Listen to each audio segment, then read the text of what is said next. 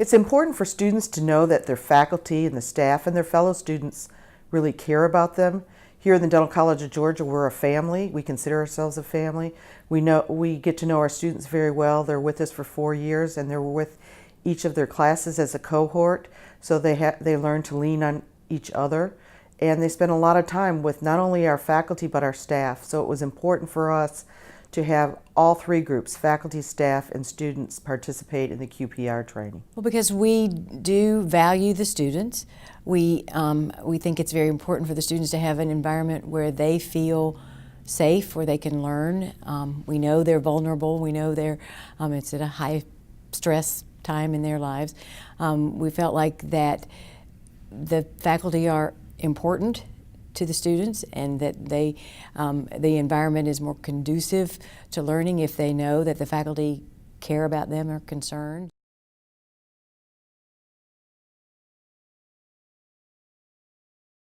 At one time, when I was in college, there was a phrase that we used to hear all the time. It's called in loco parentis, in lieu of the parent, or in the place of the parent.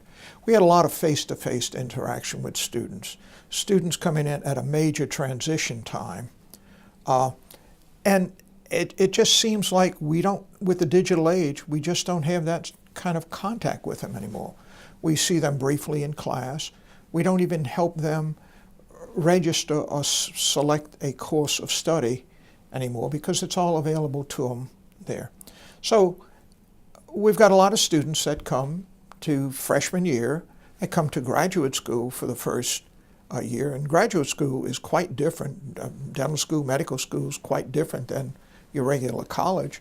And major transition time, high stress time. And it's very easy for them to get in a difficulty, not know how to reach out. And so I think it's incumbent upon faculty members to kind of keep an eye out for folks that may be having some difficulties, may be experiencing a lot of inordinate stress. Just be able to engage them in a conversation with a few simple questions, asking about their well-being, And if we come up with something, then it's easy to refer them, persuade them to go, and then to refer them to the proper counseling that they could benefit by. So I think it's a big help. It's a life skill that we're talking about students right now, but this pertains to family members, this pertains to friends. And how many times have we been able to say, gee, I wonder what's going on with so-and-so, but just leave it alone. And if we would have intervened, we could have provided early help, early intervention, and that person could have fared a heck of a lot better. Because the next thing we hear is, oh, they really were having problems. It's important for everybody on our campus, not only educators, not only faculty, but also the staff and the people that our students come into contact with every day. Because our students are stressed, and they need to know that we care and that they have someone that they can reach out to if they need support and help. This isn't just a faculty deal. Many times the administrative staff are the first contact with the students. The students may tell them some things that they will not tell the faculty for fear of grading, of course. And the administrative staff, I think, should know this also. I think fellow students should know this. Peers helping peers is one of the great models that we have out there. And so all of these things combined, I think this is like CPR for everyone, because you never know when you're going to need it. You never know what circumstances are going to arise. And then you have a plan to be able, and a skill to be able to intervene. This is so simple a training procedure that it's kind of mind-boggling. You don't have to be trained as a psychologist.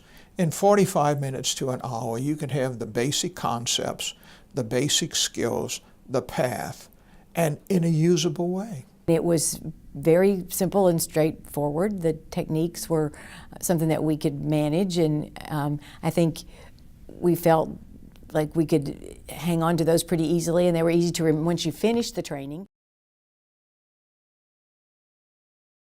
I think as human beings, we're always fearful of saying the wrong thing or doing the wrong thing, and we know we aren't necessarily psychologists, but if we can recognize this is a student who's in trouble, who can we get them to that can help them? And that's what the purpose of this really is to give you the tools so that when you see something that doesn't seem quite right to you, that you can talk to that person and encourage them to, to get the help they need in the right places. I think it's a no-brainer that you should be taking it, but I can understand the faculty member that would say, this isn't my job. I really don't want to interfere. The fear that they may do more harm than good could certainly be there. But I think the training would help alleviate those fears and make the person more receptive, just to engage the individual in that and reduce the feelings of isolation and loneliness that they may feel. A caring, helpful hand is always a useful thing for other people. And if you could extend it, I think that's a good thing for you too.